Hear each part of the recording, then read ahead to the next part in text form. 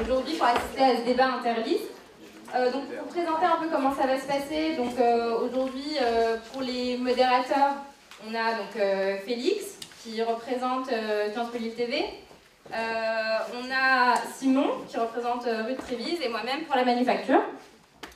Donc le débat va se passer de la manière suivante. D'abord chaque liste donc, va présenter un peu son programme. Donc il y a un tirage au sort qui a été fait. Donc en premier ce sera Aurélien pour Sud. En deuxième ce sera Léo pour l'UNEF. En troisième ce sera Alix pour Déclic.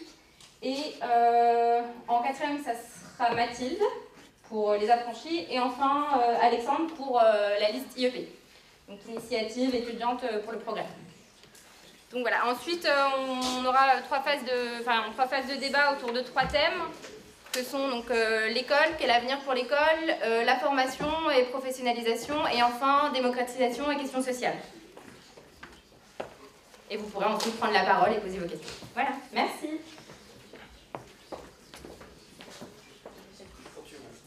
Alors merci. Merci d'abord pour l'organisation de ce débat, dont Sud a été un peu à l'initiative cette année, puisqu'il nous a demandé s'il allait y avoir un débat. Alors ensuite, qui sommes-nous? Sud étudiant est une liste syndicale, c'est-à-dire que nous sommes un syndicat, nous sommes une liste politique. Sur notre liste, il y a des personnes qui sont syndiquées, il y a aussi des personnes qui ne sont pas syndiquées. Notre vision est simple en fait. Nous avons un programme qui découle d'une vision globale de l'enseignement supérieur. Nous sommes pour un enseignement supérieur qui soit gratuit, libre et ouvert à toutes et tous. Et à partir de cette vision globale que nous avons d'enseignement, on a décliné un programme. Ici, un programme qui se décline en 8 axes. Ces 8 axes ne sont pas exhaustifs. Ce sont 8 propositions qu'on a voulu concrètes, 8 propositions sur lesquelles on pense qu'on peut faire évoluer les choses. Parce qu'il est clair que ce n'est pas au CA qu'on fera la révolution, il est clair que ce n'est pas en étant élu au CA qu'on pourra changer l'IEP de fond en comble et en faire une organisation magnifique et parfaite.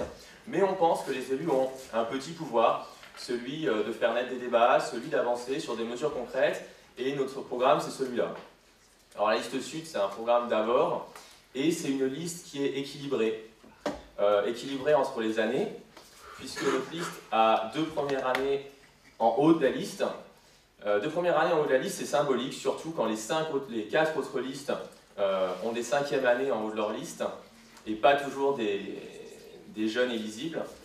Des premières années, bon, c'est de la nouveauté, etc., mais ça ne veut pas dire qu'on a une liste inexpérimentée, parce qu'on est aussi la liste qui présente, avec Déclic, je crois, le plus d'anciens élus, et d'anciens élus qui ont siégé l'année dernière au CA, avec 3 anciens élus. Donc voilà, une liste avec à la fois du renouveau dans les personnes, et de l'expérience derrière pour nous soutenir. Je rajoute simplement que cette expérience sera évidemment à profit, puisque nous votons au CA sous des mandats impératifs, puisque nous sommes un syndicat autogestionné. Je vous remercie.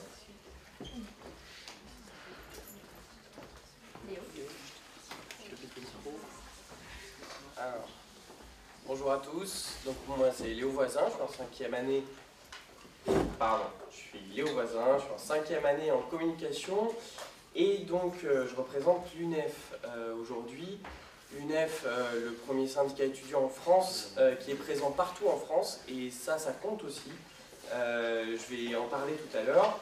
Donc notre liste, elle se caractérise par 2 choses. Il y a à la fois un programme et des propositions ambitieuses, et à la fois une méthode pour les appliquer.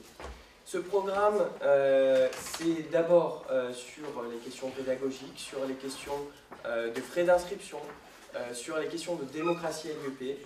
Toutes ces choses-là, c'est des choses concrètes pour les étudiants. Quand on a un statut de l'étudiant salarié qui permet à des étudiants de pouvoir étudier dans de bonnes conditions alors qu'ils sont obligés de se salarier pour payer leurs études, c'est quelque chose d'important. Quand on a 50% de contrôle continu en première année et que du coup il y a des étudiants qui vont pouvoir mieux apprendre parce que la pédagogie sera plus efficace, c'est aussi important. Et tout ça, on va pouvoir l'appliquer notamment par des réformes démocratiques à l'IEP. Alors, juste pour vous donner quand même un petit peu la démarche. Pour les élections, on présente souvent des programmes assez fournis, et en fait, relativement peu appliqué après parce que, en vrai, l'activité des élus, elle s'organise autour de temps forts. Les temps forts dans l'année, c'est quoi? C'est le vote du budget et c'est ensuite les différentes réformes qui sont proposées par l'administration. Cette année, les temps forts, ça sera le budget et ça sera l'élection du directeur. Sur le budget, c'est très simple. Il y a une seule organisation qui est capable de réellement coordonner tous les IEP et de pouvoir faire pression sur la Fondation nationale des sciences politiques qui peut octroyer plus de budget à l'IEP, c'est l'UNEF. La deuxième chose, c'est que ensuite, pendant l'élection du directeur, là, on s'engage réellement à faire en sorte que le débat soit transparent, à diffuser tous les documents qui ne seraient pas diffusés aux étudiants et à faire en sorte que tous les étudiants puissent s'impliquer là-dedans, que tous les étudiants puissent faire entendre leurs exigences, parce que c'est à ce moment-là qu'on pourra arracher les réformes démocratiques qu'on demande, et c'est à ce moment-là qu'on pourra vraiment profiter d'une opportunité pour vraiment gagner des droits étudiants dans la durée. Désolé. Je sais pas si ça marche. Si c'est marchand pour pouvoir. Ouais, on est là. Ah, bonne chose. Il fonctionne ça? Ouais, Alors bonjour, donc moi c'est Alice Geneté, je suis en 5e année en Master Conflit et Développement, donc je suis tête de liste pour la liste Déclic. Donc la liste Déclic, c'était la liste majoritaire au cours des derniers mandats du conseil d'administration. On est une liste de rassemblement, on est à l'écoute des étudiants, on met en avant aussi la coopération entre les élus, à la fois étudiants mais aussi avec les autres élus du conseil d'administration, parce qu'on pense que c'est un point essentiel pour pouvoir mener à bien les projets et mettre en avant les attentes des étudiants au niveau du conseil d'administration pour faire évoluer la vie à Sciences Po. Donc nous, notre but, c'est agir pour les étudiants, agir pour le cadre d'études à Sciences Po Lille, mais aussi agir pour l'avenir, parce qu'on considère que avoir des cours qui sont bien, avoir un cadre de vie sympathique à Sciences Po Lille, c'est très cool, mais ce qu'on veut aussi, c'est pouvoir garantir un diplôme qui va pouvoir nous faire entrer sur le marché du travail plus facilement que ça ne peut l'être actuellement. Donc on a un axe prioritaire qui va être la professionnalisation. Je ne vais pas trop en parler maintenant parce que c'est un thème qui va être traité plus tard dans le débat. Mais voilà, on a envie de mettre l'accent sur des points importants, le renforcement de l'international, le renforcement de la professionnalisation, de l'accompagnement aux entretiens, au coaching de CV, etc. Donc je ne vais pas revenir sur tout le programme parce que ce serait un peu redondant, mais voilà, tout ça pour dire qu'on est quand même on est motivé, on est réaliste, on est aussi conscient, comme le disait Léo, des limites qu'il peut y avoir à être élu étudiant. On n'a pas forcément toutes les clés pour réussir à convaincre l'administration de nos volontés et des vôtres. Mais l'important, c'est d'essayer de mettre les sujets à l'ordre du jour pour pouvoir garantir un bel avenir à Sciences Po.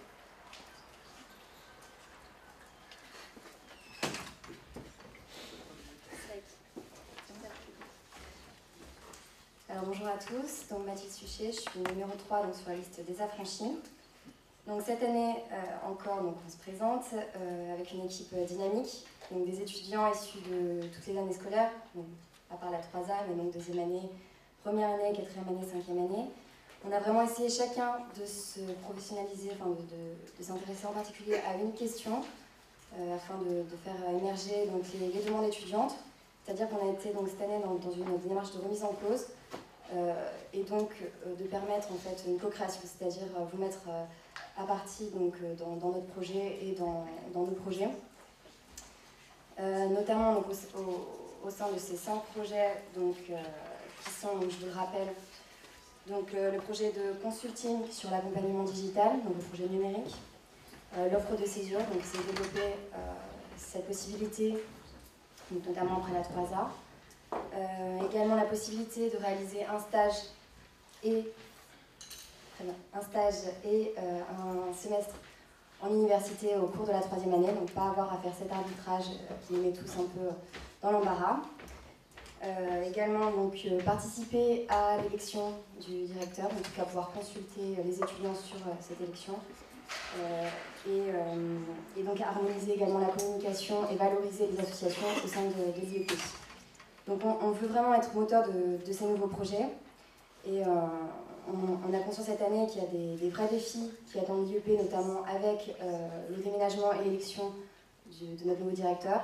Donc on veille cette année en particulier à être vraiment conscient de notre responsabilité en tant que représentant des élèves au sein du conseil d'administration, et on espère que toutes les listes feront de même pour cette année et pour les années à venir. Je vous remercie.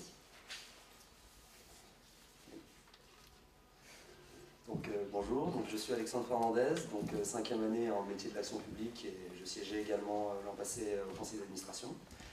Je suis le tête de liste de la liste IEP, Initiative étudiante pour le progrès, une liste paritaire représentative de chaque année et de chaque promotion, et y compris de la 3e année. Nous sommes également une liste transpartisane, et en termes de programme, on avait décidé d'axer sur l'associatif, le social, et également le volet professionnel qui est au cœur des préoccupations de l'IEP actuellement.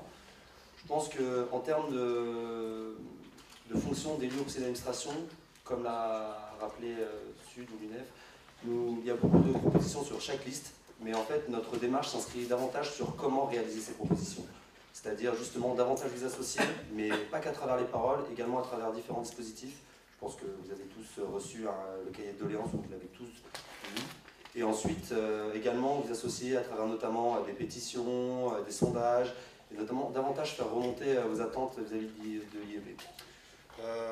Ensuite, je ne vais pas rentrer dans le détail du programme, je voulais juste m'attarder quelques instants sur l'associatif qui ne sera pas traité. On a une réelle volonté face à l'augmentation du nombre d'associations. Ce sera traité. Ah, tout ça. Oh, très bien. Alors, je ne rentre pas dans le détail. Et donc du coup, c'est vraiment une liste composée de différents membres, de différentes associations, de différentes promotions qui ont réellement conscience des enjeux pour l'IEP, qui ont également des fonctions importantes comme des trésoriers, des présidents, des personnes qui ont vraiment à cœur le futur de l'IEP, et surtout des personnes, je dirais, très investies. Et nous sommes une ligue qui a vraiment conscience de tous les enjeux, y compris de l'élection du directeur, mais également du déménagement, et y compris des frais d'inscription sur lesquels nous reviendrons plus tard. Je tenais également à ajouter que nous nous opposons à toute hausse des frais d'inscription et à un meilleur usage justement, parce que comme ils sont gelés encore cette année sûrement, justement utiliser cette manne de manière optimale afin de pouvoir réaliser divers projets pour les étudiants. Je vous remercie.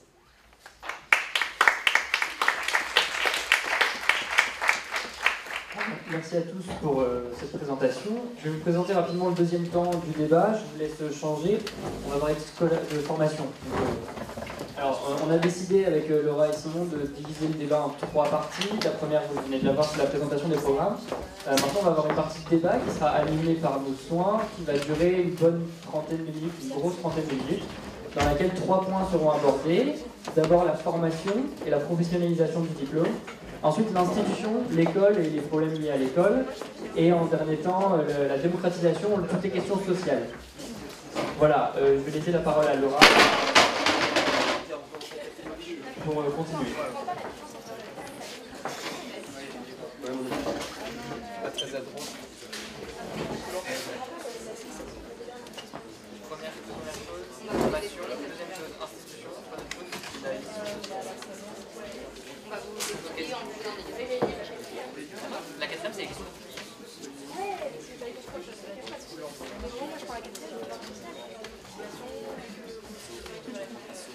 On y va, on n'a pas trop de temps, donc si vous voulez vous asseoir, s'il vous plaît. On a 10 minutes sur chaque thème, donc terminer chacun sur 2 minutes. Pour les micros, c'est chacun de tout ou alors Juste, on va expliquer aussi au public comment va se passer cette première phase de débat. Donc, le sujet, c'est professionnalisation et formation. On va passer environ 10 minutes sur ce premier sujet et les listes pourront, dès qu'elles veulent répondre, se manifester. Et ce sera à nous d'essayer de faire en sorte que chacun puisse parler de façon égalitaire dans le même temps imparti. Voilà. Donc,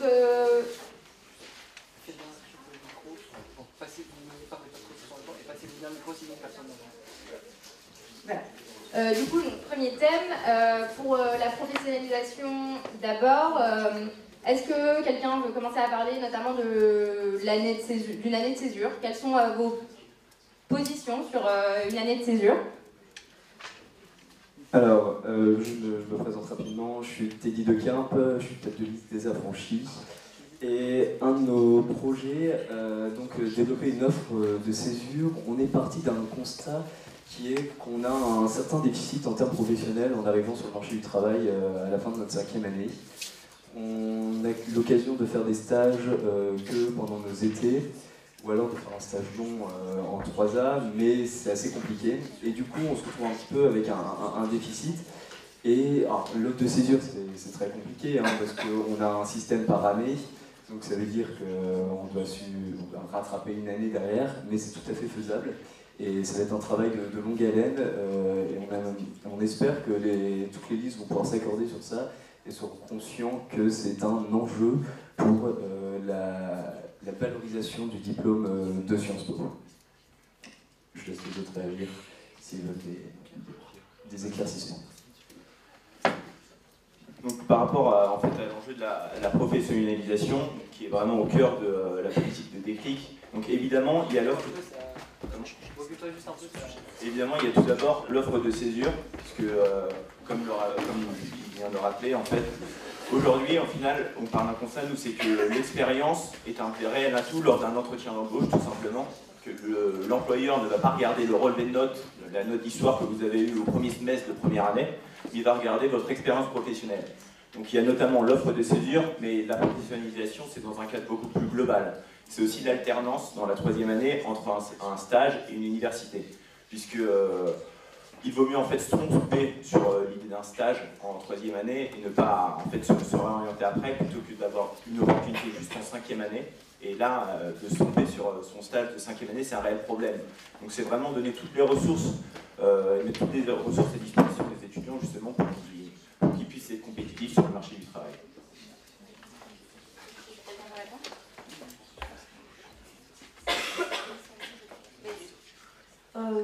Nous, sur le fond, on est d'accord, mais on se demande un peu comment, en conseil d'administration, vous arrivez à réellement mettre en œuvre ces réformes. Et pour ça, nous, on a une proposition, c'est de créer des commissions paritaires étudiants-enseignants sur les questions de pédagogie. Et donc, ça permettrait déjà qu'aucune réforme sur la pédagogie ne soit mise en place sans l'accord et le consentement des étudiants. Et ensuite, ça permettrait de mettre en œuvre toute une autre série de réformes que je n'ai peut-être pas abordées, puisqu'on est peut-être un autre thème. Alexandre veut répondre. Oui, je voulais remercier l'UNEF de conforter notre programme en ce qui concerne le comité de réflexion prof-élève dont nous avons le projet depuis quelques mois, c'est-à-dire face aux différentes remontées des étudiants insatisfaits de l'offre de master et notamment du déséquilibrage entre le premier, le deuxième et le troisième semestre, justement, plutôt que de gérer ça uniquement qu'au CA, faire remonter l'avis des étudiants et voire même pourquoi pas des anciens qui ont connu, c'est-à-dire sur les 3 dernières promotions, parce que les masters ont été réformés il y a 3 ans, associer justement les étudiants pour une meilleure offre de master, plus compétitive, mais aussi peut-être plus équilibrée sur une année. On a une rédaction de mémoire qui prend énormément de temps, je pense notamment Pierre me confirmera sur les maps. Et j'en avais déjà parlé notamment avec notre directeur de master qui appuie totalement cette démarche, notamment en ce sens qu'une association s'est créée et j'encourage notamment chaque master à encourager une association pour être le réceptacle justement de ce groupe de réflexion qui aboutirait, parce que l'idée c'est que pour qu'un projet soit viable au conseil d'administration, il faut faire remonter, vraiment montrer que les étudiants et les enseignants suivent le projet. Si cette question ne serait qu'avec les 9 élus, on n'y arrivera pas. Il faut être un minimum réaliste, je pense que chacun d'entre nous le sait. Voilà. C'est évident. Et j'associe tout le monde, même si malgré tout c'est une idée de notre programme, j'associe tout le monde réellement à mettre ça en place très rapidement, c'est-à-dire dès début décembre. Je vous remercie. J'aimerais juste recadrer le débat sur quelques points. L'aide césure, c'est une idée intéressante, effectivement, qui, je pense, fera consensus au sein des élus étudiants. Il me semble qu'il y a eu des précédents, d'ailleurs, sur les précédentes promotions. Mais bon, apparemment, il y a un cadre administratif assez contraignant, mais ça doit déjà exister. Par ailleurs, c'était déjà dans les programmes de plusieurs listes présentes ici, dans les années précédentes. Je ne sais pas ce qui a été avancé à ce niveau-là. C'est une excellente idée, effectivement, l'UNEF, le socialiste, de créer une commission paritaire entre les étudiants et les enseignants. Je ne connais pas de socialiste. Visiblement, tu as du mal à lire les programmes. C'est une excellente idée, ça existe déjà, ça s'appelle effectivement la commission paritaire, qui est composée de 9 élus étudiants et des 10 élus enseignants, qui n'a pas de pouvoir décisionnel au sein de l'IEP, mais qui effectivement gagnerait à être réunie un peu plus souvent. Enfin, sur la professionnalisation, c'est un joli mot c'est sûr, effectivement consensuel aussi, mais bon, de notre point de vue, on ne pense pas que la formation proposée au sein de l'IEP a pour but de répondre aux exigences des employeurs qui nous attendent à la sortie de notre diplôme. Ce qu'on essaie plutôt de développer de notre côté, c'est le développement d'un esprit critique dans l'enseignement supérieur, notamment par le biais du renforcement de la recherche. En deuxième année, notamment, il y a eu des cours qui ont été supprimés il y a 2 ans pour raisons budgétaires, qui sont les cours de méthodologie des sciences économiques et des sciences sociales, ce qui nous paraît regrettable. Merci. Donc en fait, votre projet, c'est un peu de pas en avoir. Donc pour la professionnalisation, concrètement, puisqu'on parlait tout à l'heure en fait de principe, mais moi je vais plutôt parler de la mise en œuvre, parce que c'est quand même ça qui est important.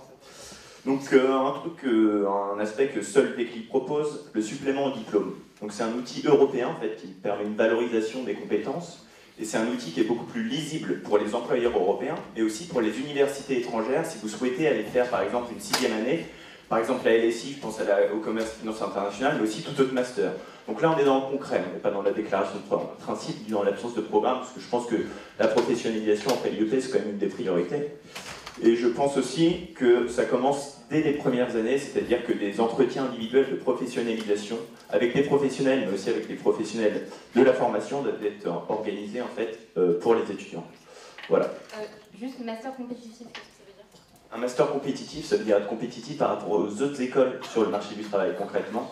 Si par l'appréhension aujourd'hui qu'on a des compétences théoriques, on parle un petit peu de sciences pipo, je suis un petit peu contre cette idée-là, mais c'est vrai que quand on voit le semestre 1 qui est très généraliste, on n'a pas vraiment des outils en fait professionnels pour être assez compétitif sur le marché du travail. Et donc c'est à ça qu'on cherche à répondre, concrètement dans l'intérêt des étudiants, et pas derrière des grandes déclarations de principe qui en final ne répondent aucunement aux intérêts des étudiants. Voilà, ce qui est compétitif. Pour ça, il faut... Alexandre veut peut-être répondre, vas-y. Non, oui, donc je vais juste me permettre de compléter ce que disait Pierre. Un master compétitif, c'est un master à 100% d'employabilité en sortant de Sciences Po, tout simplement. Aujourd'hui, il faut quand même voir la situation. Des masters d'excellence universitaire, je pense à certains masters d'affaires internationaux, un étudiant sur 2 n'a pas de travail en sortant. Enfin, il faut quand même être au courant de ça. Et donc je pense que ce qu'a dit Pierre, ça serait totalement sur le bon chemin. Ensuite, je vais revenir sur mon programme parce que des affranchis ont eu l'occasion de le présenter, mais moi non. Donc, en plus de ce comité de réflexion entre élèves et professeurs, nous souhaitons également aboutir à terme à une plus grande alternance de certains masters. 30 secondes, rapidement. Oui. Le master CFI a été mis en alternance l'an passé. Nous souhaitons que les autres masters puissent suivre les masters dans le domaine du privé pour davantage personnaliser et surtout associer les anciens. Pas sur du tutorat où ils ne peuvent pas réellement être disponibles, mais surtout sur des euros de financement de projet par exemple, ou notamment, là je rejoins Déclic là-dessus, sur des entretiens professionnalisants, bénéficier de la richesse de leur parcours. D'accord. Donc vous voyez sur beaucoup de choses. Merci. Vous aussi.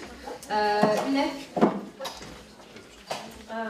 Alors nous, un master compétitif, on n'aime pas trop le terme, c'est bon? Mais effectivement, moi je rejoindrai, je vais lier ça à la qualité de l'enseignement, pour moi c'est ça avant tout, et donc encore une fois à la pédagogie. Et pour ça, on propose des réformes en matière d'évaluation. C'est l'extension du contrôle continu, 50% de contrôle continu pour l'évaluation des étudiants, et de l'encadrer par une charte. Donc c'est encore un outil concret qui interdirait les évaluations surprises, qui permettrait d'avoir plusieurs notes sur un semestre et d'encadrer. Quelques secondes. Ouais, et de coordonner surtout les enseignements d'une même matière, entre conférences et cours d'amphi. D'accord, merci. On va juste laisser la parole pour terminer donc, aux affranchis. Dans l'ordre, oui, quand on parle de compétitivité, évidemment, c'est comprendre les enjeux. Et ça passe par l'intégration dès le début de qu'est-ce qu'on veut faire plus tard, en fait. On aime bien dire souvent que Sciences Po, c'est juste un moyen C'est-à-dire, on ne sent pas vraiment notre spécialité à la fin, ça se construit au fur et à mesure. Par contre, on a une vraie valeur ajoutée sur le marché du travail, c'est qu'on est adaptable au niveau de notre réflexion. C'est-à-dire qu'on a un esprit critique, et ça, il faut aussi le travailler dans les premières années. Et après, on peut s'adapter à tous les problèmes qui sont complexes. Et c'est là la vraie valeur ajoutée de notre diplôme, c'est cette adaptabilité. Et si on arrive à traduire ça dans des enjeux concrets, professionnels, c'est jackpot. D'accord. Sud, un dernier mot? Ouais, pour revenir très vite fait sur le poids des conférences de méthode qui serait porté à 50% de la notation en première année, ça me paraît assez tendancieux, notamment pour les étudiants qui sont obligés de se salarier. On aura l'occasion d'en reparler de ça, effectivement. Mais pour les étudiants qui sont obligés de se salarier, le contrôle continu comme pédagogie à tout prix, ça me paraît pénalisant. C'est pour ceux qui sont le plus précaire de ce côté-là.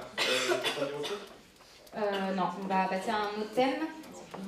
Par contre, juste histoire de crever la tête, vu que la question a été soulevée, je me permets une question parenthèse. La différence entre Déclic et la liste IEP? Oui. Oui, alors la liste IEP avant s'appelait la liste socialiste. Concrètement, ils se sont rendus compte que ça ne portait pas vraiment dans ce contexte-là, donc ils ont décidé de changer de nom. Après, je suis d'accord, on est justement pour la coopération entre élus et on partage beaucoup de leurs idées, mais Déclic a l'avantage du bilan et on est majoritaire au CA depuis 3 ans.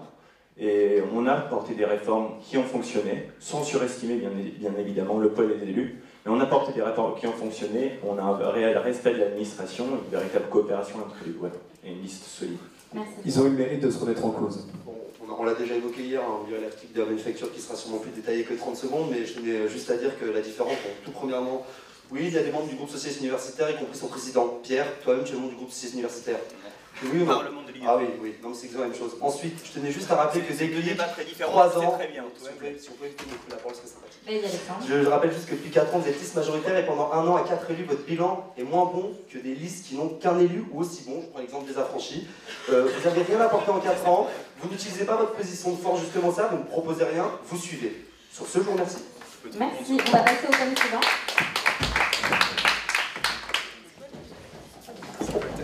Alors, on va parler de l'institution de l'école et des questions liées à l'école.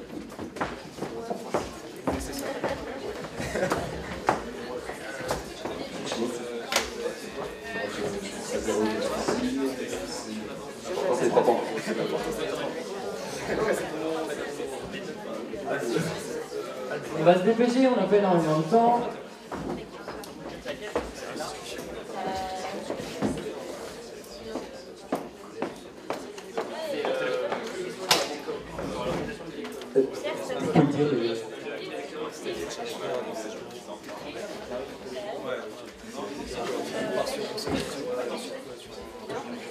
On va y aller, allez, dépêchez-vous, asseyez-vous, choisissez quelqu'un.